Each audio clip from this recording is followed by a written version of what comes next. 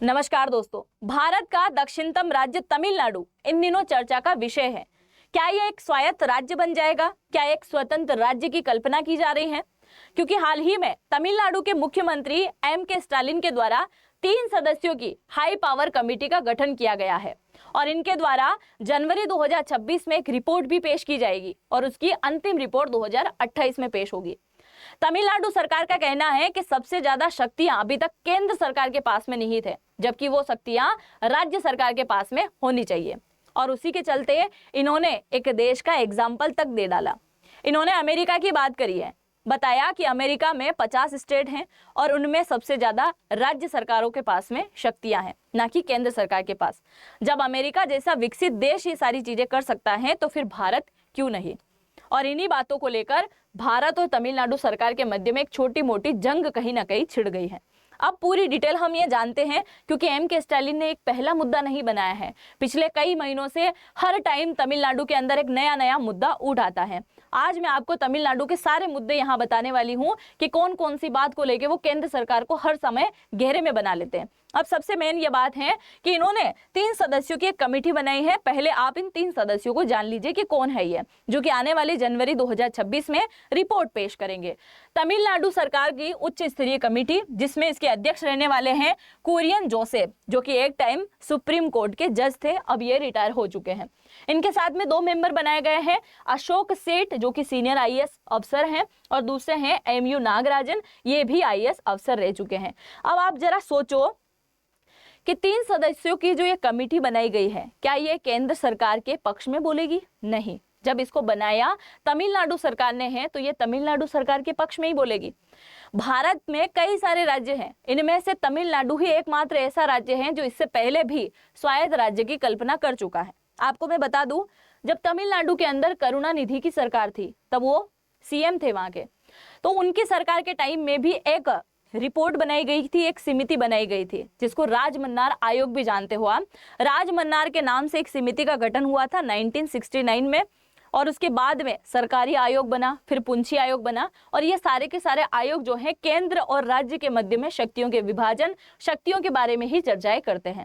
इन्होंने पहले भी ये कोशिश करी है, एक बार फिर से कोशिश की जा रही है कि तमिलनाडु को स्वायत्त राज्य बनाया जाए। आप जरा सोचो, अगर एक राज्य ऐसा डिमांड करेगा तो कल से 4 और राज्य खड़े हो जाएंगे, फिर केंद्र सरकार किस किस की बात यहाँ पे मानेगी। खैर, अब हम सबसे पहले जान लेते हैं कि तमिलनाडु सरकार ने कौन कौन से मुद्दे पर अभी प्रतिक्रिया दी है।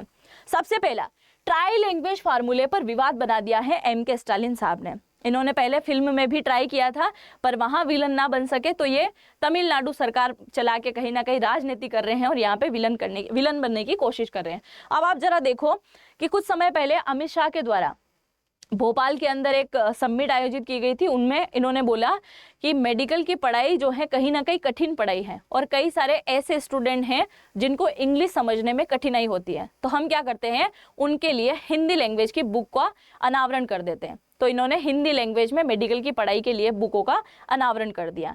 पर यहाँ ऐसा तो नहीं बोला कि जितने भी साउथ इंडियन राज्य हैं उन सबके अंदर हिंदी लैंग्वेज थोप दी जाएगी कि मेडिकल की पढ़ाई अब आपको हिंदी लैंग्वेज में ही करनी पड़ेगी। पर इन्होंने इस मुद्दे को बना दिया, किसने? तमिलनाडु सरकार ने।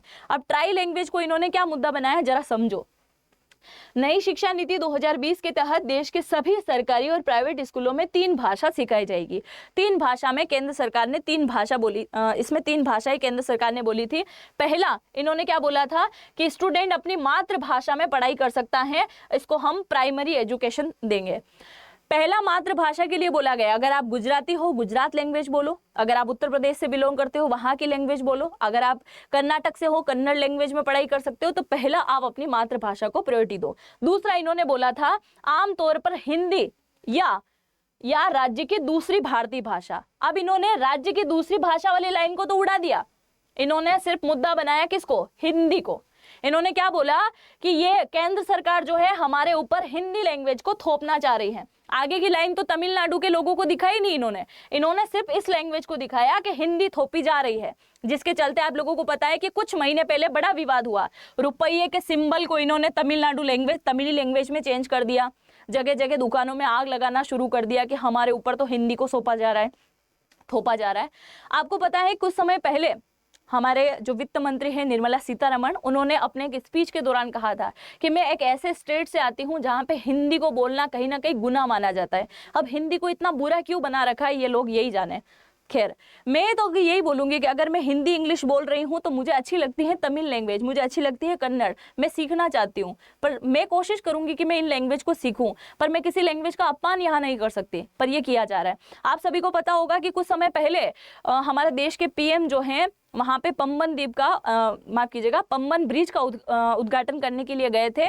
उस समय में तमिलनाडु के जो मुख्यमंत्री हैं एम के स्टालिन, वो उनके पास में नजर नहीं आए। तो उन्होंने वहीं अपनी स्पीच के दौरान एक बात कही थी कि तमिलनाडु क्षेत्र से जो मेरे पास में अभी तक चिट्ठियां आती रही हैं उनमें उन्होंने हिंदी लैंग्वेज या अदर लैंग्वेज का यूज किया, पर जब बात सिग्नेचर की आती है तो सिग्नेचर में वो अलग सिग्नेचर करते हैं, अपने राज्य की लैंग्वेज के सिग्नेचर नहीं करते हैं।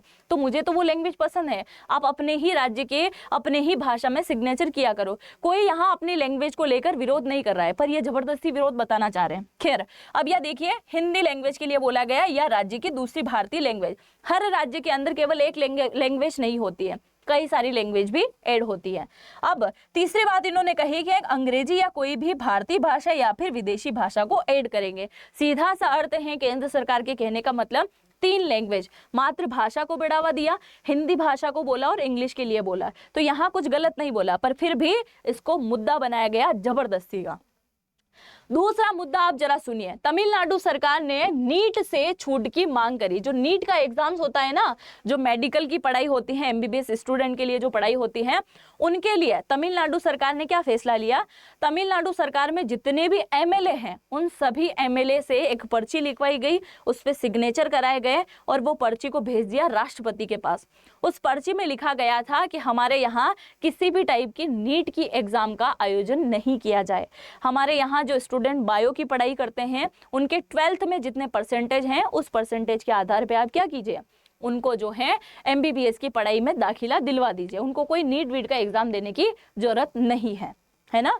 और उसी चीज के चलते जो है राष्ट्रपति जी ने क्या कर दिया, उस पूरे लेटर को खारिज कर दिया कि हम ऐसा नहीं कर सकते। उसके पीछे का रीजन सुनो।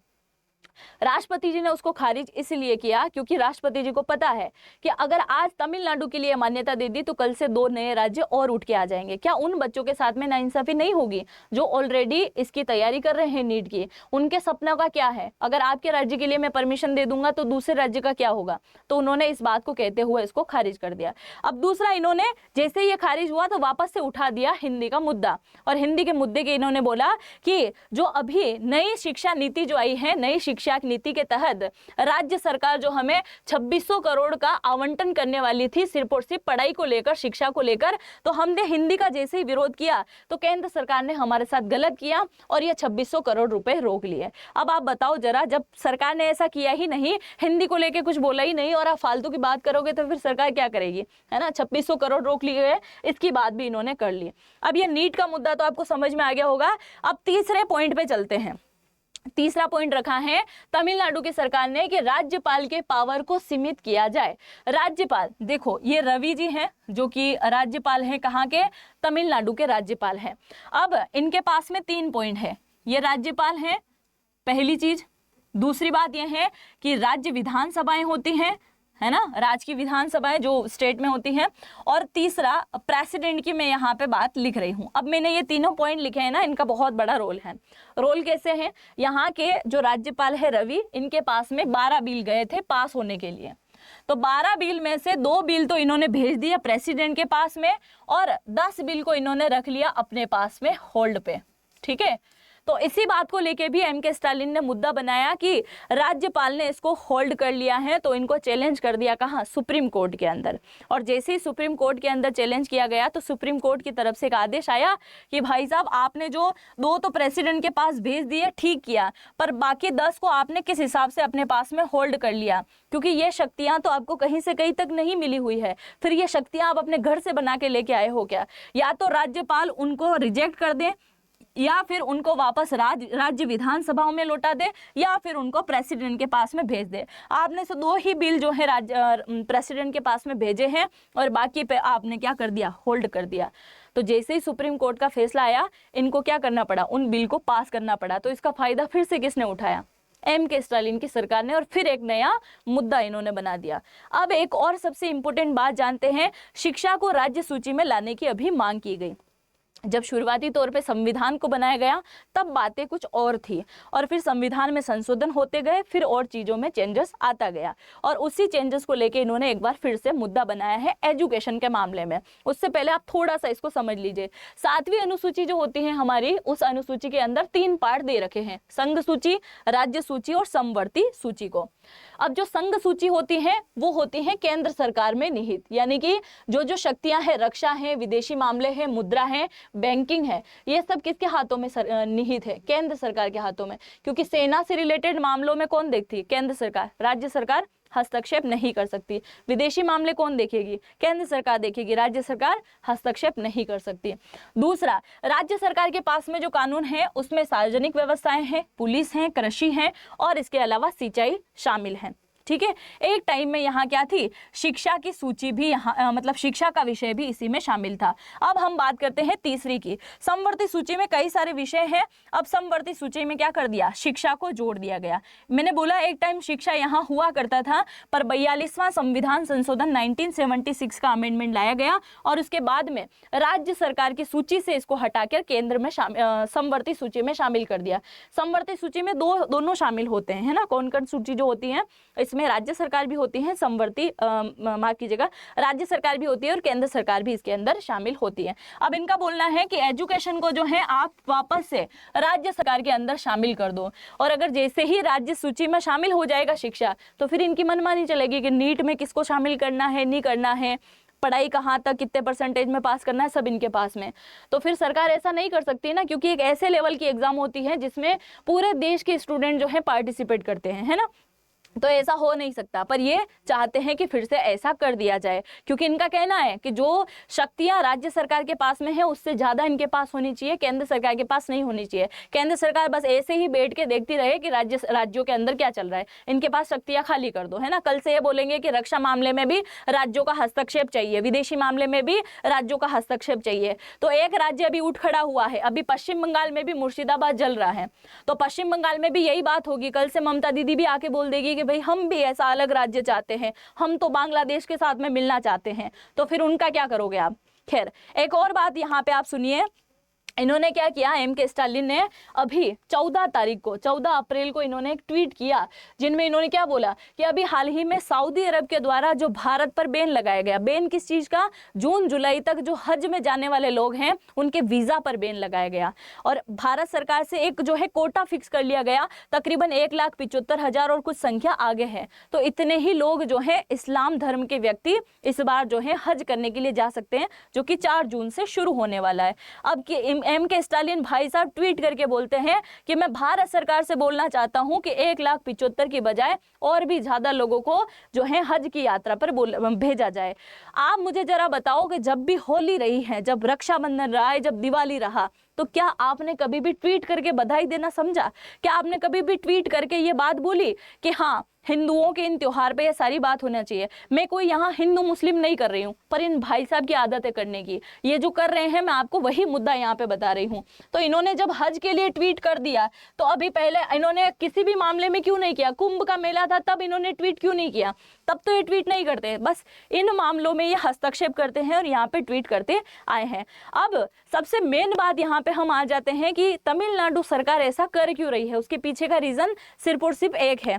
इसके पीछे का रीजन है कि तमिलनाडु में जो एम.के. स्टालिन है ये आते हैं डीएमके पार्टी से, और अभी कुछ ही समय पहले अमित शाह ने यहाँ पे एक क्या किया था, दौरा किया, और उसके बाद में ये मिले थे किससे, AIADMK पार्टी से, और बीजेपी और छोटी मोटी अन्य पार्टियां सब मिलके क्या कर रही हैं, गठबंधन की सरकार बना रही हैं। यानी कि 2026 में अप्रैल मई के अंदर जो तमिलनाडु में वापस से चुनाव होने हैं, इनको लग रहा है डर कि कहीं ना कहीं क्या करेंगे, अब हम चले जाएंगे, हमको हरा देंगे कहीं ना कहीं, और उसी चीज़ के चलते इनका इतना डर फैल गया कि इन्होंने तमिलनाडु के लोगों के बारे में भी सोचना छोड़ दिया, और वहाँ पे दंगे जैसी स्थिति इन लोगों ने पैदा करने की कोशिश करी। ये अभी गए थे वहाँ पे तमिलनाडु में अमित शाह, और उन्होंने ये सारी चीज़ें करी है। अब आप मुझे बताओ कि तमिलनाडु की जो सरकार के द्वारा जो भी डिमांड की जा रही है, क्या ये सही है?